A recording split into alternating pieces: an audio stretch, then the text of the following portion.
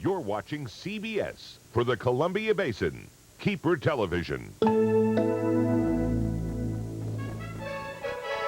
Now, live from the Tri-Cities, this is KEPR News at 11. Good evening and thanks for joining us for KEPR News at 11. I'm Scott McLinden. Convicted sex offenders are set to have a new home for treatment in Walla Walla, but residents say they'll fight against the state-approved facility. KEPR's Marissa Tejada attended tonight's meeting and joins us in the studio with more. Marissa? Scott, at tonight's City Council meeting, it was the first time Walla Walla residents had the chance to voice their opinions about this issue. Their city was chosen as the top site for a state-run halfway house for sexual predators, and it is something many don't want to see. We were not asked to take this burden on. We were told we were going to take this burden on. Walla Walla residents say they were never asked, but they don't want their city to be the first site in the state to house sexual predators. I oppose, and I live on 715 Edith, and I have 5 children that live on that street. Our bus stops, we have at least 5 buses that come in and out of that neighborhood all times of the day, and it just scares the heck out of me. And I'd like my kids to be protected and comforted, and I don't feel with the place going in that they would be. The Department of Social and Health Services chose Walla Walla out of 11 cities statewide to house 125 men who completed prison terms for sex crimes but are considered too dangerous to be released. It temporarily changes our zoning code for a period of 6 months to require that DSHS go through a process. The City Council unanimously voted for 2 proposals to prevent the DSHS from taking action. I have 2 daughters.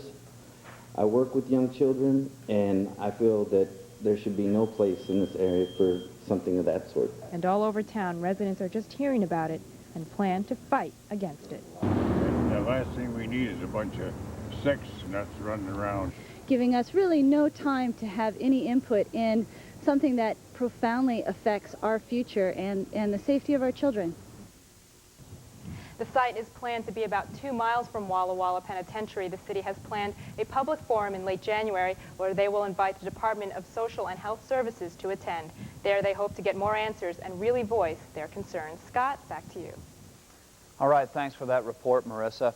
It'll be a long night for area firefighters. Around 9:30 this evening, this fire broke out at the Port of Pasco. Reports say workers had been using a payloader to unload bales of hay from a truck.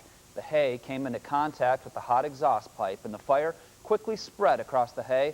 Right now, a pile about a block wide and 20 feet high continues to burn.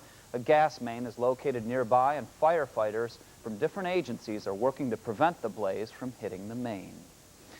Well, a man arrested in connection with a fire at a Kennewick home has now been charged with arson in the 1st degree. Police believe 37-year-old Craig Metzger owns the home that burned this weekend. Metzger was charged yesterday and will enter his plea Friday in Benton County Superior Court. Fire crews responded Sunday night to the blaze on 105 South Waverly in Kennewick. They found 2 fires burning at the same time, one in the kitchen and another in the detached garage. Investigators are waiting for more lab results from evidence collected at the scene.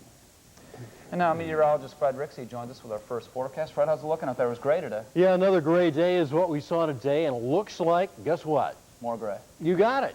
You can take over my job, I'm a genius, and I can stay home for a couple of days. Let's take a look at the temperatures outside right now.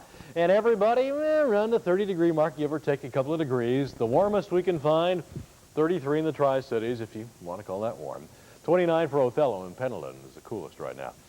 The forecast for tonight says more of this. Cloudy skies, patchy fog across the area, light winds.